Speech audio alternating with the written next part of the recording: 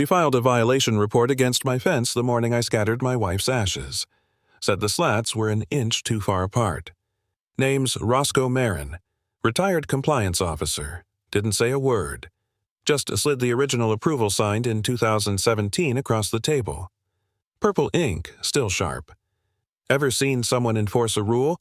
They forgot you wrote, "What's the quietest way you've ever watched justice unfold?" Just 2 months into my semi-retirement, I got a letter from a woman I'd never met citing me for fence non-compliance in a system I once helped design. It arrived in a cream envelope with an overconfident seal that bled a little from the damp morning air.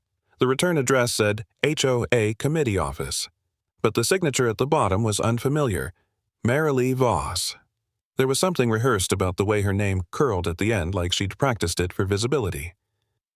"It's always the newest people who think they discovered order," I muttered, flipping the envelope once more as if it might offer some alternate explanation. But it didn't. Just a clean stamp and an expectation that I would quietly comply.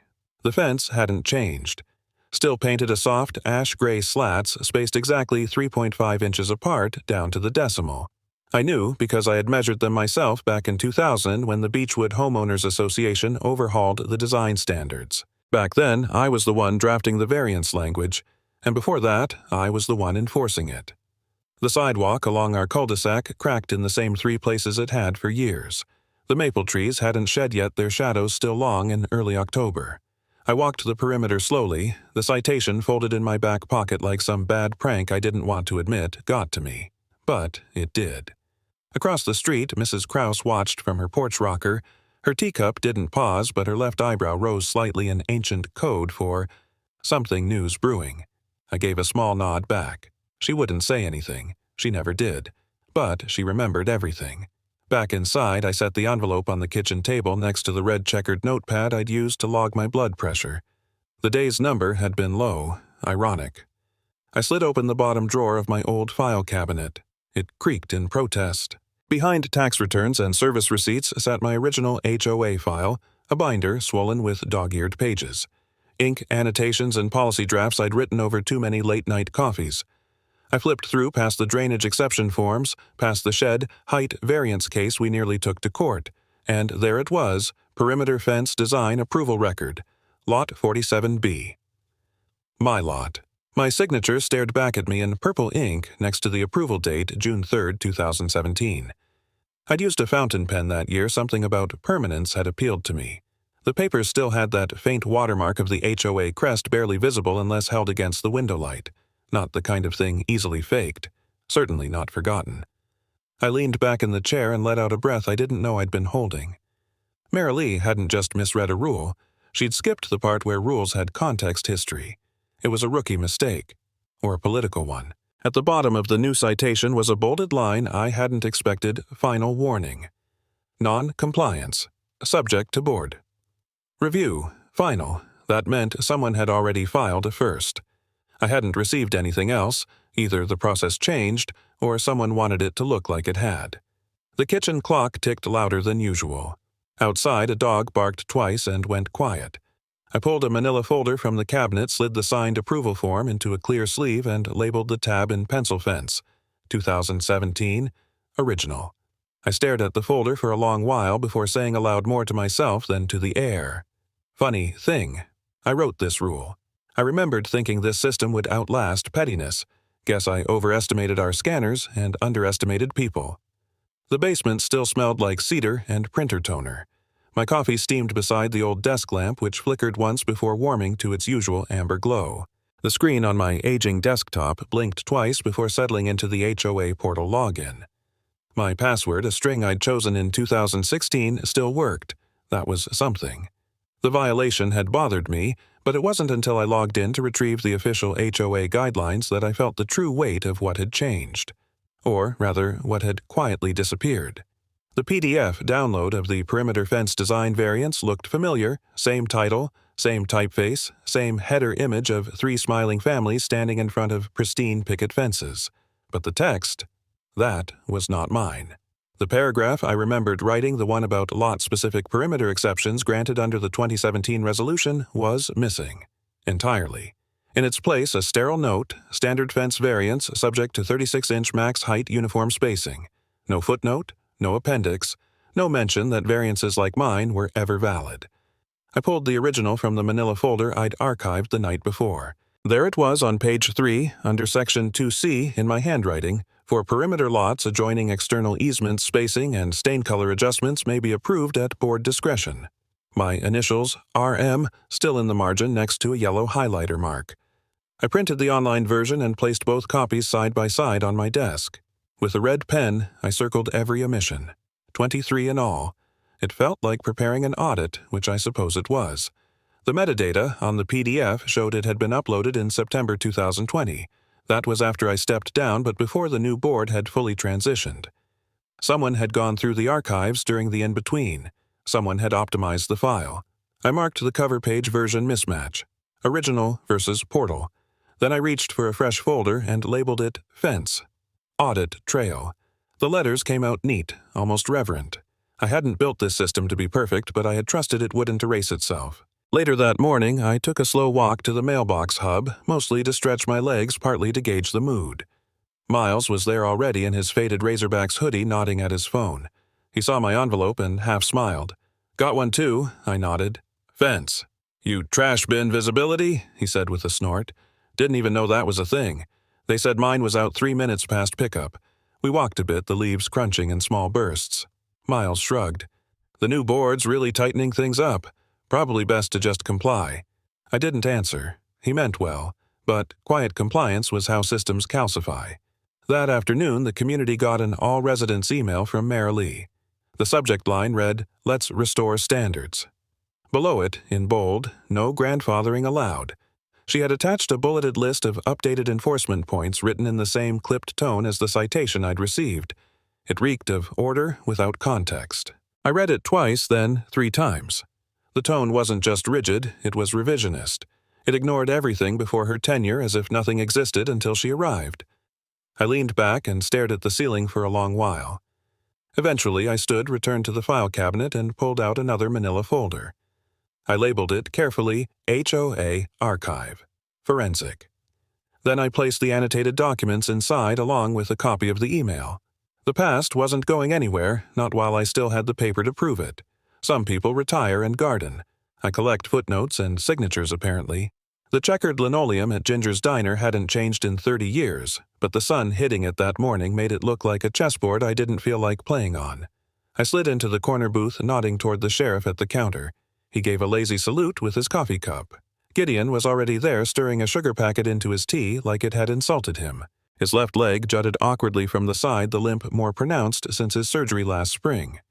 "You still reading committee minutes for fun?" he asked, not looking up. I smiled. "Only the ones that erase my signature." He gave a grunt that sounded like both sympathy and warning. "You brought the papers?" I pulled out a slim folder and placed it between us. He opened it, flipping past the cover to the page I'd flagged. My initials. The approval clause. The language about perimeter lots. He traced the line with his finger slowly like a blind man reading a scar. "This was from the zoning mess in 16, he murmured. "That backyard variance by the easement. You rewrote the whole clause after that." "I remember," I said. "Because no one else would." He nodded. It held up in the board vote 7-2, and we notarized it. I had Janine scan a copy for the master file. I raised an eyebrow. "Scan or file?"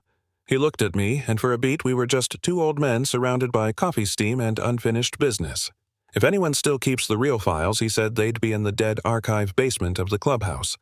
The clubhouse hadn't aged well, paint peeling near the eaves and the keypad to the back door stuck unless you hit it just right. Janine was inside behind the front desk, her reading glasses perched halfway down her nose. "You need something?" she asked, polite but already tired. "Dead archive," Gideon said. "Original HOA Master Docs, 2015 through 2018. Janine exhaled slowly. "You know how far back that goes?" "That's why we call it dead," I offered. She gave me a look that could chip paint but still stood and grabbed a jangling keyring. 10 minutes. You lift the boxes yourselves." We followed her down a narrow stairwell, the air thick with mildew and resignation. The room at the bottom was concrete-walled, low-ceilinged, and packed with cardboard boxes labeled in smudged Sharpie. "Look for the green tags," Janine said, handing me a flashlight with dying batteries. "Legal retention copies. Locked ones have to be logged if removed." We found it after 20 minutes, Master Records 2016 to 2018. Locked metal case key taped to the inside of the lid. Gideon opened it like he was disarming something. Inside, crisp manila files arranged by lot number. He pulled out Lot 47B. My lot. The page was heavier stock, the kind used for legal signatures. The perimeter variance clause stared back at us, my wording my signature, and just beneath it, a blue ink notary stamp. The HOA crest was embossed in the lower right, raised like a secret handshake. Gideon placed a hand on my shoulder. They don't know who they're quoting when they toss around those rules. I didn't answer. I was too busy sliding the page into a plastic protector sleeve. Then I reached into my satchel and pulled out the folder I'd labeled July Meeting. I placed the document inside, closed the flap, and snapped the clasp shut. We climbed the stairs in silence. Janine didn't say anything as we passed her, but I noticed her eyes drop to the folder. She saw the sleeve. Back in the parking lot, the air felt lighter somehow. The world hadn't shifted, not yet, but the ground beneath it had been annotated, and this time the ink was mine.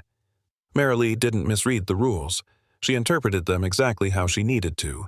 The HOA reading room smelled faintly of burnt plastic and powdered creamer. 4 metal chairs squeaked as residents adjusted themselves around a laminate conference table. A dry erase board on wheels stood lopsided in the corner, hastily wiped but still ghosted with the word compliance in green marker. At the front, Marilee stood next to a projector screen, tapping a clicker like a game show host with too much ambition. I sat near the back beneath the air vent, letting the hum of the fan mask the quiet click of my pocket recorder. I'd labeled the file HOA Meet Voss.mp3 and tapped it once before sliding it back into the side compartment of my jacket. Marilee smiled too tightly. Tonight's session, she began, is just to clarify the updated application of Clause 4.6.3. A few residents nodded. Others sipped from styrofoam cups, feigning interest. She clicked to the next slide, a side-by-side comparison of my fence and 2 others. Mine was labeled Lot 47B. Deviation, while the others bore captions like within HOA standards and corrected after 2019. Review. My fence had been cropped in the image, the color muted slightly. The footnote beneath the photo was blurred, but I caught just enough of it to see it said, Image adapted for instructional purposes.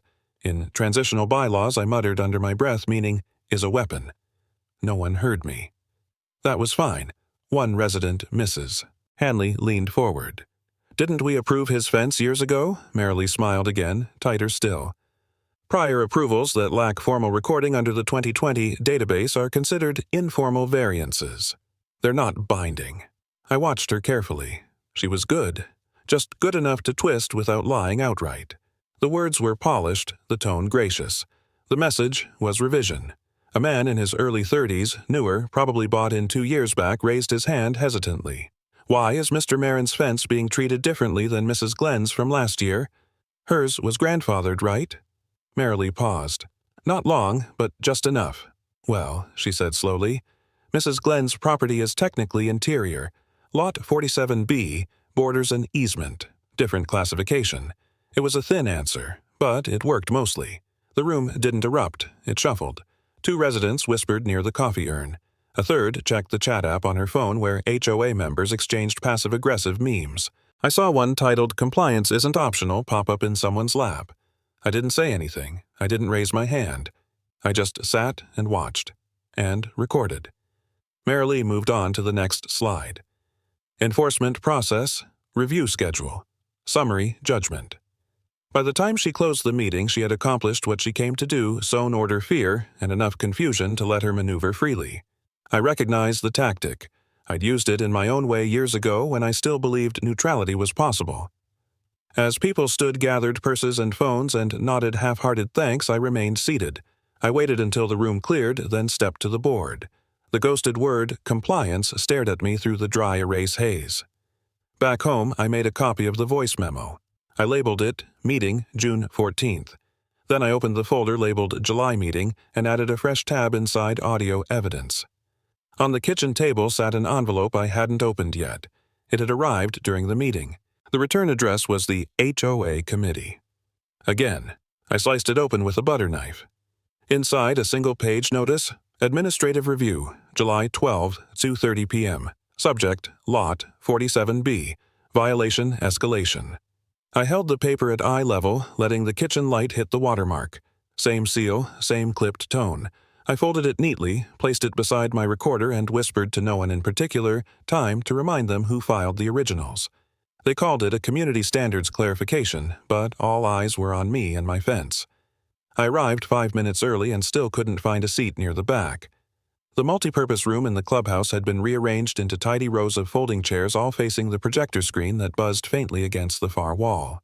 Oscillating fans churned the humid July air in awkward bursts, making papers flutter like anxious hands. Marilee stood at the front, her laptop open beside the HOA moderator, a young man I hadn't seen before. He wore a crisp polo and kept adjusting his glasses like they were too tight. "She's been preparing this for weeks." A whisper floated near me. "I hear it's about that fence guy. That fence guy." I folded my arms and stayed still. The room hushed as Marilee tapped the mic. "Good evening. Thank you all for attending this session on Unified Standards Enforcement. We're here to ensure clarity, not conflict." She smiled. It didn't reach her eyes. The moderator nodded stiffly. "This is, not a disciplinary meeting, just a clarification." Marilee leaned toward him and said something quietly. I caught 4 words. "He won't see it coming." She clicked to the first slide. 2 photos side by side. One of my fence cropped duller in tone. The other a pristine example from the design guide.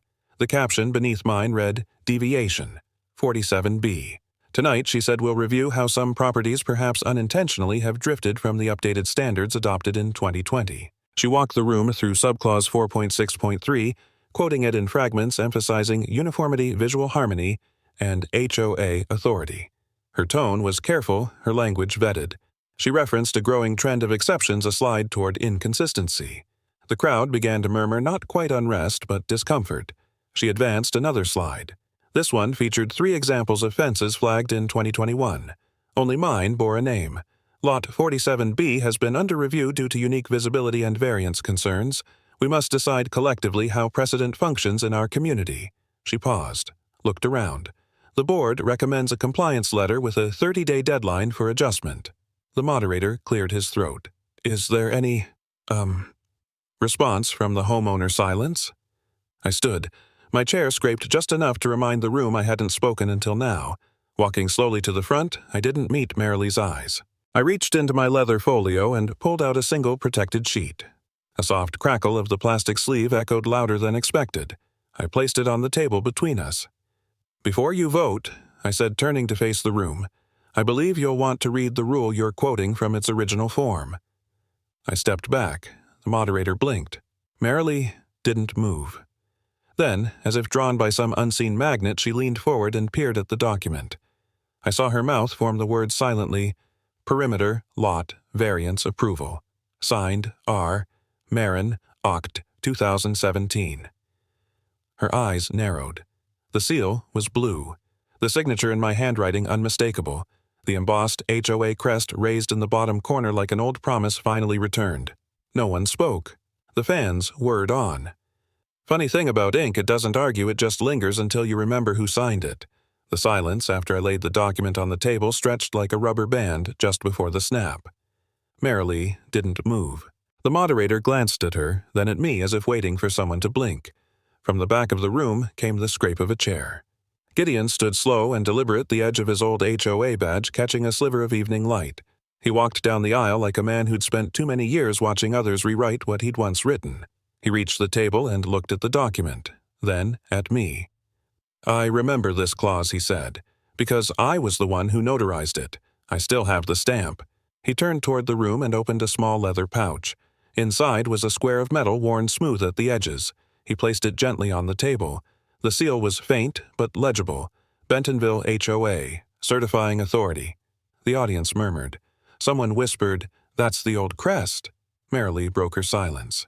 "This document," she said, voice higher than before, "may have been valid once, but we've updated our standards. Exceptions like this confuse enforcement." Gideon didn't look at her.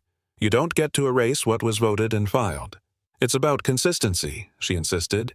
"We can't allow outdated variances to undermine uniformity." A hand shot up Mrs. Hanley. "Didn't my trash bin citation get dropped in 2020 under a similar clause?" Marilee opened her folder, flipping papers with controlled urgency. Another resident chimed in. We had a dispute about porch lighting last year. The resolution cited an archived clause, too. The moderator looked visibly overwhelmed. He wiped his glasses on the hem of his shirt and cleared his throat. I think it's best, he began, that we pause. Enforcement related to Clause 4.6.3 pending a full document audit. He turned to Marilee. And perhaps, for the sake of community trust, you could step back from enforcement until we've completed review. Marilee stared at him, then at me. Her hands were tight on the folder. She didn't speak. Instead, she turned slowly, walked down the center aisle, and left. No slamming doors, no raised voices, just the soft shuffle of retreat. I returned to my seat, knees aching slightly. As I sat, the banner above the whiteboard flapped once in the fan breeze: accountability equals community. I didn't smile. Gideon sat beside me. He didn't say anything, just nudged the old metal stamp an inch closer. It caught the last bit of sunlight before the fans whirred louder. Next morning, someone slipped a note under my door. Sorry, we stayed quiet. The handwriting was tidy, the paper torn from a shopping list pad. No signature, just those 5 words folded neatly in half. Outside, the sky was the kind of soft gray that meant summer was behind us but hadn't quite let go.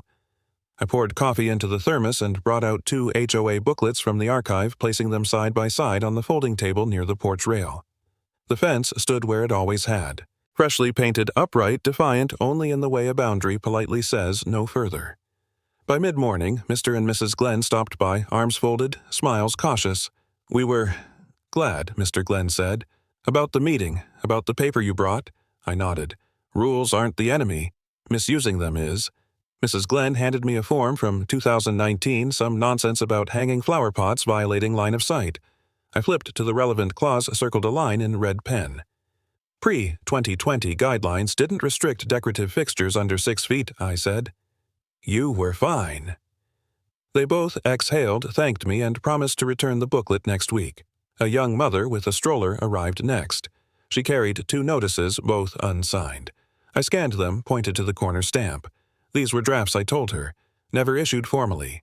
HOA can't enforce what it didn't ratify. She blinked, then laughed. You should teach a class, only if I can audit myself. As she left, Mrs. Krause appeared from nowhere, balancing a warm peach cobbler and a handwritten card tucked under the plastic lid. No reason you should eat alone on a Saturday, she said, setting it down without asking. We sat in silence for a while. The fence cast thin shadows across the sidewalk like slats of light. Kids biked past, laughing. Somewhere a dog barked at a mail truck. I flipped through another booklet, paused at a margin note written in my hand years ago. Clarity prevents resentment. A man I hadn't met yet strolled up and cleared his throat. You ever think about running for what, HOA president? We need someone who actually knows what half this stuff means. I chuckled. I already served my time. The bylaws say I'm exempt. You wrote that clause too, wouldn't you? He laughed and walked off waving. By dusk, a light breeze pushed a few leaves onto the porch steps. I swept them aside, then took out a narrow wooden plaque I'd carved the night before. It wasn't fancy, just a simple oak sealed with varnish. I nailed it to the fence post at shoulder height just below the top rail. It read, Private Property Approved OCT 2017, still standing. I stepped back and looked at it, then at the fence, then at the empty space around me, which for the first time in weeks didn't feel like silence. It felt like peace. Marilee's resignation went out in the HOA bulletin under administrative changes. No one replied. No emojis, no forwarded reactions. Just a line item between tree trimming schedule and pool filter replacement. I tore the bulletin from my mailbox, skimmed it over the sink, and let it drop into recycling with a soft slap. The Bentonville Public Library smelled of old paper-miled carpet cleaner and decades of quiet agreements. The room I used, side room B, was hardly more than a converted storage nook. 1 desk, 1 lamp, 3 plastic chairs. On the wall, someone had hung a crooked print of a watercolor barn. On the desk sat a plastic folder labeled Roscoe's HOA files. I didn't write that. The librarian did. She thought it would help people know where to start. By 9:15, they began trickling in. The first was a man with a folded citation about lawn height. I handed him a yellow highlighter and pointed to the ordinance year. You're being cited under the 2022 revision, I said, but your approval came in 2020. That makes this unenforceable. He nodded slowly. So, I should just email them. Print a copy too, I said. Digital's forgettable. Paper stays put. A mother with 2 kids came next holding a notice about exterior paint color. They told me off-white isn't in palette, she said, voice trembling. But it was when I moved in. I thought I'd missed something, that I was wrong. I flipped through the sample sheet, pointed to a faded square labeled Candle Mist. You're not wrong, I said. They're trying to backdate a palette revision without stating it. She stared, then smiled, then cried a little. I thought it was just me, she whispered. I passed her a tissue and a fresh copy of the page. It never is. At 10:30, Gideon came by. He didn't speak much anymore, but he always brought Preserve's apple butter in glass jars labeled with his blocky handwriting. Septine 22, no pectin. He left it on the shelf and gave me a look I understood. At 10:55, a thin man with thick glasses dropped off a flyer Neighborhood Transparency Committee forming, seeking interested volunteers. He waited for a response. I nodded, once took the flyer and folded it into my folder without a word. The day ended quiet. I looked down at a notepad I hadn't written on all morning. It was labeled Next Chapter. I tore it off, crumpled it once, then thought better of it and flattened the page, placing it neatly in the trash. At 11:58, I switched off the lamp, locked the folder, and walked out. The sun had come out in that faint, forgiving way it does in late October. Back home, my fence cast its same clean lines across the grass paint, a little faded now, but still true. On the post near the gate hung a wooden sign barely the size of a paperback. You had to get close to read it. Boundary respected. Line maintained. RM. No one vandalized it. No one stole it. It stayed put. Some truths don't need enforcement. The wood sign on my fence no longer felt like defiance. It felt like peace. As the afternoon sun filtered through the oaks, it lit up the carved letters just enough to make them feel earned, not announced. Funny how a quiet boundary once challenged can become a mirror for everything you choose to protect. We don't always need to raise our voices to be heard. Sometimes presence is louder than protest. A clear rule written in good faith is a form of kindness, too. Has life ever handed you a second chance in disguise, one that looked like a nuisance but turned out to be your finest reminder? If it has, leave a comment or share your story. I'm listening.